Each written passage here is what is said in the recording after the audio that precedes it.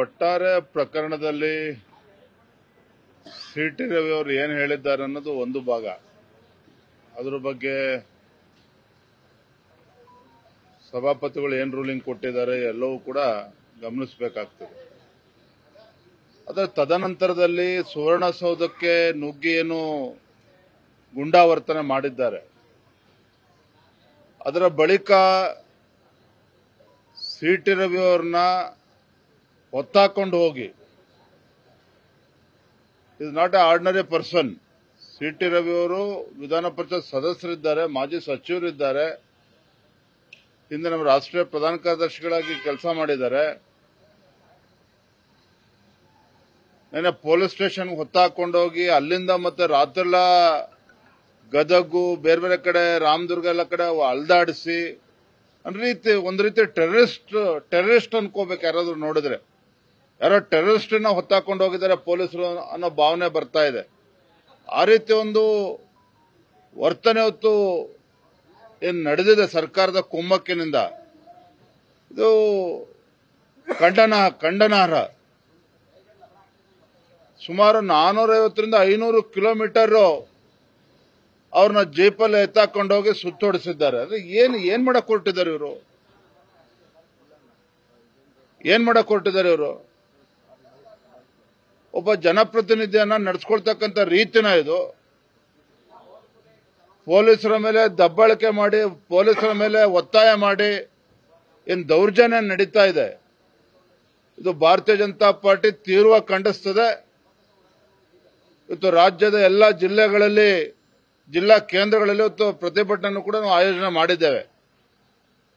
ಆದರೆ ಹಿಂದೆಂದೂ ಕೂಡ ನಮ್ಮ ರಾಜ್ಯದಲ್ಲಿ ಈ ರೀತಿ ಆಗಿರ್ತಕ್ಕಂಥ ಯಾವುದೇ ರೀತಿ ಘಟನೆಗಳು ನಡೆದಿರೋಕ್ಕೆ ಸಾಧ್ಯ ಇಲ್ಲ. ಇಡೀ ದೇಶದಲ್ಲೂ ಕೂಡ ಈ ರೀತಿ ಆಗಿರೋದಕ್ಕೆ ಸಾಧ್ಯ ಇಲ್ಲ.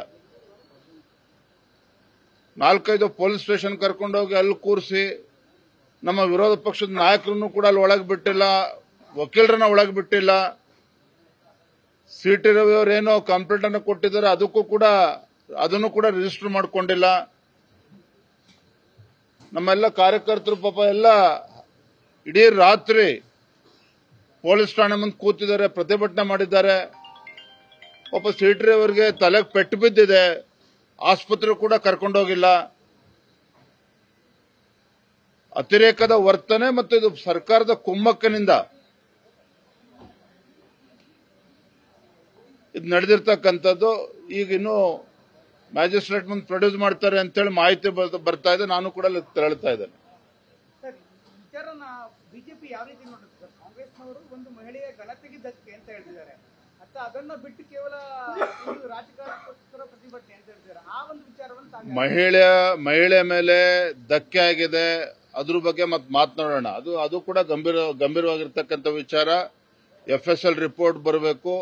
ನಿನ್ನೆ ಉಪಸಭಾಪತಿಗಳು ಏನ್ ರೂಲಿಂಗ್ ಕೊಟ್ಟಿದ್ದಾರೆ ನಿನ್ನೆ? ಹೊರಟ್ಟಿ ಅವರು ಯಾವುದೇ ದಾಖಲೆಗಳಿಲ್ಲ ಅಂತೇಳಿ ಅವರೇ ರೂಲಿಂಗ್ ಕೊಟ್ಟಿದ್ದಾರೆ.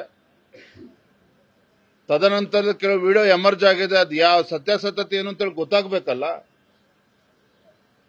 ಹಾಗಾದ್ರೆ ಸರ್ಕಾರದ ವರ್ತನೆ, ಪೊಲೀಸರ ವರ್ತನೆ ಹಾಗಾದ್ರೆ ನಾವು ಒಪ್ಕೊಳ್ಳಕ್ ಸಾಧ್ಯನಾ? ಹಾಗಾದ್ರೆ ಒಂದು ಪ್ರಜಾಪ್ರಭುತ್ವದ ವ್ಯವಸ್ಥೆನಲ್ಲಿ ಒಪ್ಕೊಳ್ಳಕ್ ಸಾಧ್ಯನಾ?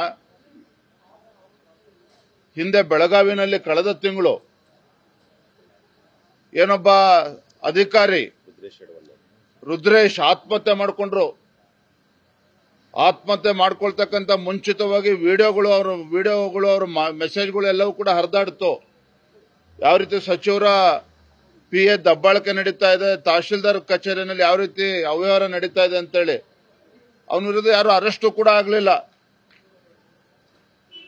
ಹಾಗಾಗಿ ನಾನು ಅದಕ್ಕೆ ಆ ಘಟನೆಗೆ ಈ ಘಟನೆಗೆ ತುಲನೆ ಮಾಡ್ತಾ ಇಲ್ಲ. ಆದ್ರೆ ಯಾವ ರೀತಿ ಪೊಲೀಸ್ ವ್ಯವಸ್ಥೆಯನ್ನ ದುರುಪಯೋಗ ಪಡಿಸ್ಕೊಳ್ತದೆ ರಾಜ್ಯ ಸರ್ಕಾರ.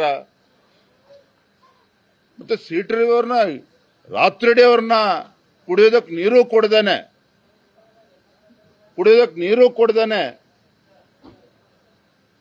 ಅವ್ರನ್ನ ಓಡಾಡ್ಸಿರ್ತಕ್ಕಂಥದ್ದು ಖಂಡಿತ ಸರಿಯಲ್ಲ. ನಾವು ಕೂಡ ಈಗ ಹೋಗ್ತೇವೆ. ಈಗ ಖಂಡಿತ ನಾವು ಇದನ್ನ ವಿರೋಧಿಸ್ತೇವೆ. ನಮ್ಮೆಲ್ಲ ಅಡ್ವೊಕೇಟ್ಸ್ಗಳು ಕೂಡ ಅಲ್ಲಿ ತಲುಪಿದ್ದಾರೆ. ನಾವು ಅಲ್ಲಿ ಚರ್ಚೆ ಮಾಡ್ತೇವೆ. ನ್ಯೂಸ್ ಫಸ್ಟ್ ನಿರ್ಭೀತಿಯಿಂದ ನಿಮ್ಮ ಪರವಾಗಿ.